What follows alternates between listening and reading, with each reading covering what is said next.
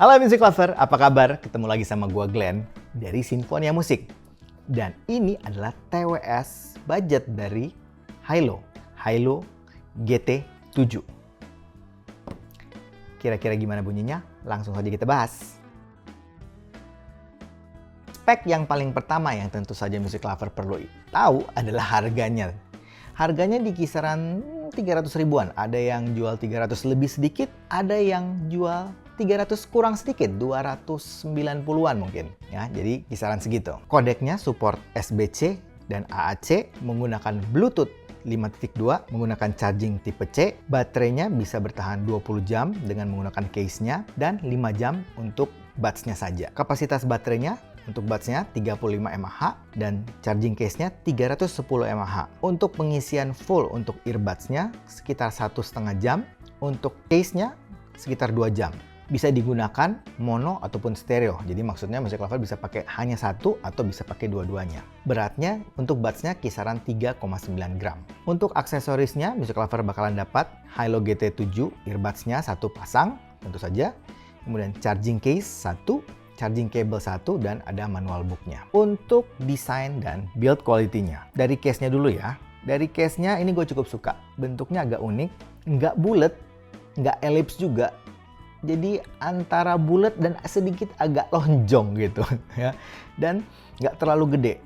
Dimensinya termasuk cukup kecil dan nggak terlalu tebal, cukup tipis. Ini tipikal TWS dengan bentuk mirip seperti AirPods Pro, yaitu TWS dengan tangkai atau yang ada tangkainya cukup panjang. Biasanya kalau TWS-TWS yang lain, yang Android kan jarang tuh yang ada tangkainya. Nah, ini yang tipikal mirip dengan AirPods Pro yang tangkainya panjang. Untuk detail bagian case-nya, di bagian atasnya itu ada tulisan Hilo. Polos dan hanya ada tulisan Hilo. Ini gue suka banget. Ini keren banget menurut gue. Cara buka case-nya dari atas, Music Lover. Kemudian untuk charging-nya, USB-C-nya itu ada di bagian samping dan indikator lampunya juga ada di bagian samping. Itu aja sih, di bagian bawahnya, di bagian belakang nggak ada apa-apa. Jadi benar-benar polosan aja. Bahannya dari plastik dan finishingnya, catnya menurut gue cukup bagus. Untuk buds-nya untuk tangkainya termasuknya agak panjang. Kemudian shell-nya nggak terlalu gede tapi juga nggak terlalu kecil. Di bagian dalam shell-nya itu ada tulisan L dan R, itu markingnya. Nozzle-nya yang pendek dan bentuknya lonjong. Untuk tipsnya, tipikal tips standar lah ya, yang dari silikon, cukup lembut. Total untuk desain dan build quality-nya mungkin gue kasih poin 7. Untuk connectivity-nya, yang paling pertama kita bahas mengenai pairing-nya dulu. Pairing-nya termasuk lumayan cepat, dan kalau kita sudah save, sangat cepat untuk kedeteksi di device kita. Mau pindah-pindah device juga lumayan mudah dan lumayan cepat. Untuk latensi atau delay-nya. Nah, latensi dan delay-nya ini karena dia punya gaming mode, jadi benar-benar nggak kerasa. Cepet banget.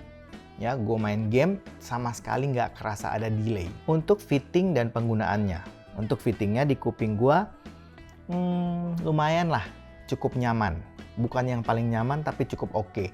Gue agak ngerasa ini kayak kurang dalam insertnya, jadi kurang nyaman di gua, jadi kayak masih agak keluar dikit gitu ya. Tapi itu kan di kuping gua, mungkin di kuping Music Lover tentu saja berbeda. Isolation dan ceilingnya cukup bagus, cukup kedap. Untuk navigasinya Music Lover bisa lihat di caption.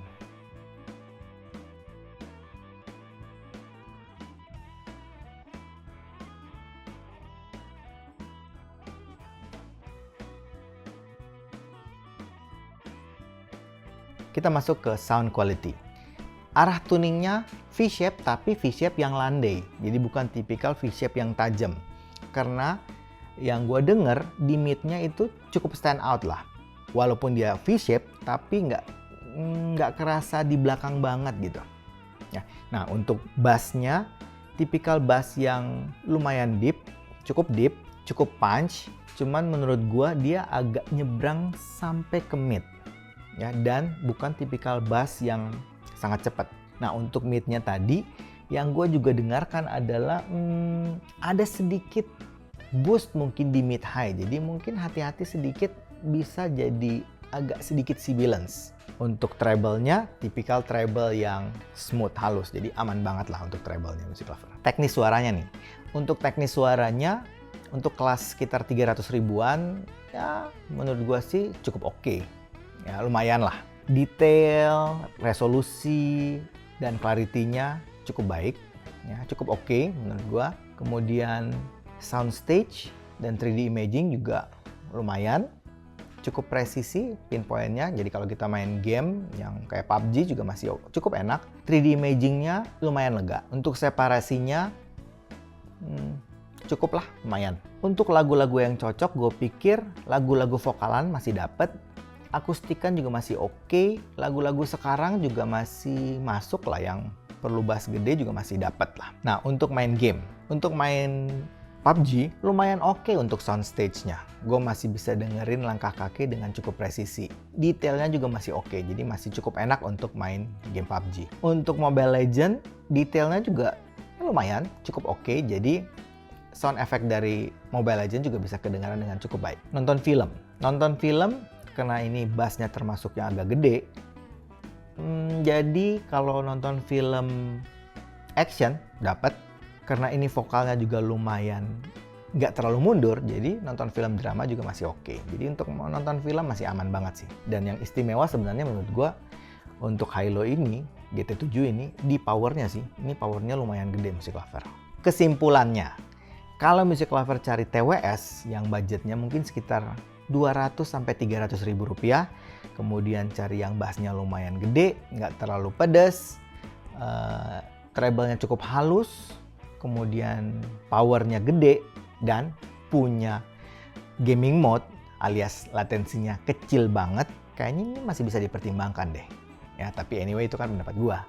Baiknya sih Music Lover selalu nyobain sendiri, audisi sendiri, dan percaya sama kuping sendiri. Kayaknya itu aja dari gua Music Lover. Kalau suka dengan channel ini, like, comment, share, subscribe, dan ingat juga untuk nyalakan loncengnya. Oke, sampai ketemu lagi. Dadah.